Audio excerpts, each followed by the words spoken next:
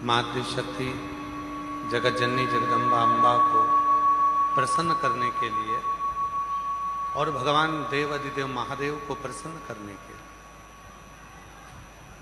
दोनों को प्रसन्न करने के लिए अलग अलग क्रम बनाए और दोनों के क्रम बिल्कुल अलग।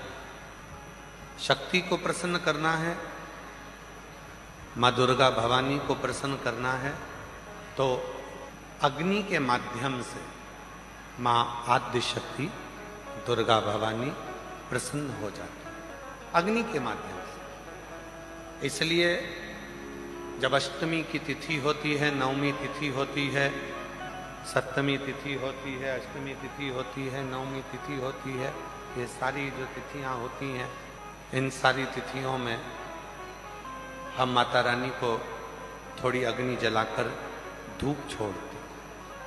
देवी को प्रसन्न करने के लिए अग्नि की जरूरत पड़ती है और महादेव को प्रसन्न करने के लिए एक लोटे जल की जरूरत पड़ती है।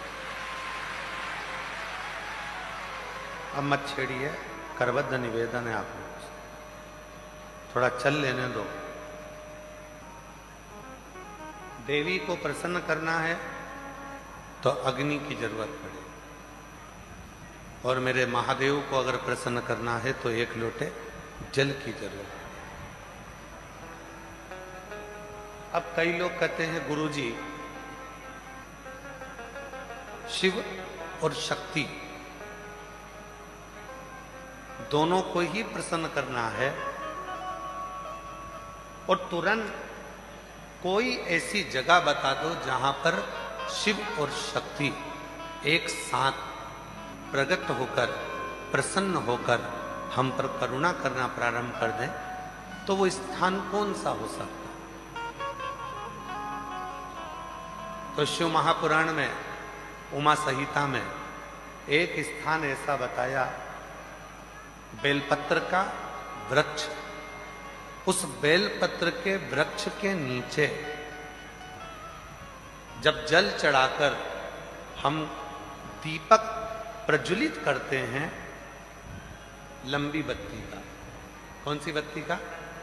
वो रुई की जो लंबी बत्ती होती है, उसको घी में डुबोकर हम दीपक प्रकट करते हैं। उस समय पर शिव और शक्ति दोनों ही प्रसन्न होकर हमें वर प्रदान करना प्रारंभ करते हैं, दोनों। अब दीप किसके लिए लगाया तुमने? शक्ति के लिए। जल किसके लिए चढ़ाया आपने? देवाधिदेव महादेव। दोनों को प्रसन्न कर। और देवी को जब कोई दीप लगता है, कुल देवी को, मां आद्य शक्ति जगत जननी जगदम्बा दुर्गा भवानी को, मां वीणा वादनी को, मां शारदा को, मां संतोषी को, मां लक्ष्मी को, मां जगत जननी दुर्गा भवानी को, कोई भी माता को यदि दीपक लगाया जाता है तो वो बत्ती गोल नहीं होती, वो फूल बत्ती का नहीं होता।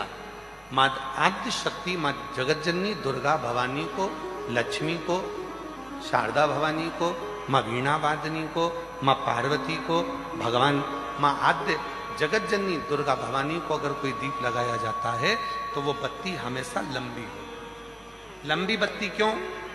गोल बत्ती क्यों नहीं?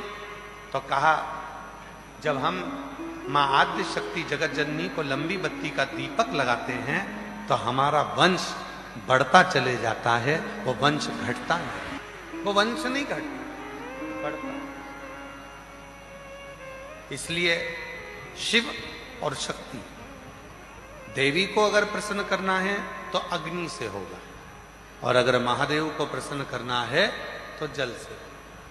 तो कोई ऐसा स्थान जहां पर ये दोनों हम क्रम करें और हमारे ऊपर शिव और शक्ति की करुणा बरसे, तो कहा वो है बेलपत्री का वृक्ष।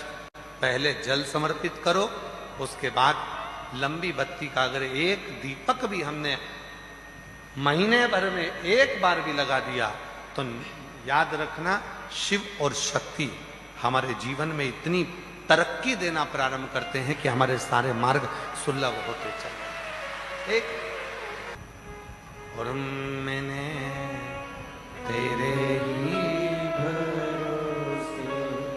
बाबा तेरे ही भरोसे हवा बिच उड़ती जागी बाबा डोर हको छठी नाम कटी जागी भोले मैं तेरी पतन शंभू मैं तेरी पतन हवा विच उड़ती जागी बाबा डोर हको छठी नाम कटी जागी।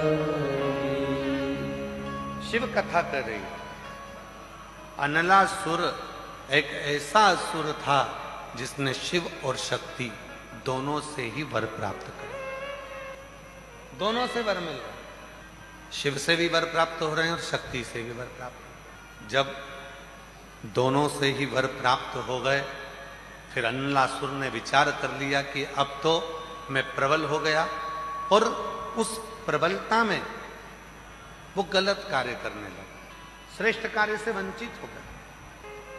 और शिव कथा क्या कहती है? पद मिले, प्रतिष्ठा मिले, धन मिले, वैभव मिले, सत्ता मिले, कुर्सी मिले, तो प्रयास करना उसका सदुपयोग करना, दुरुपयोग नहीं। सदुपयोग कर,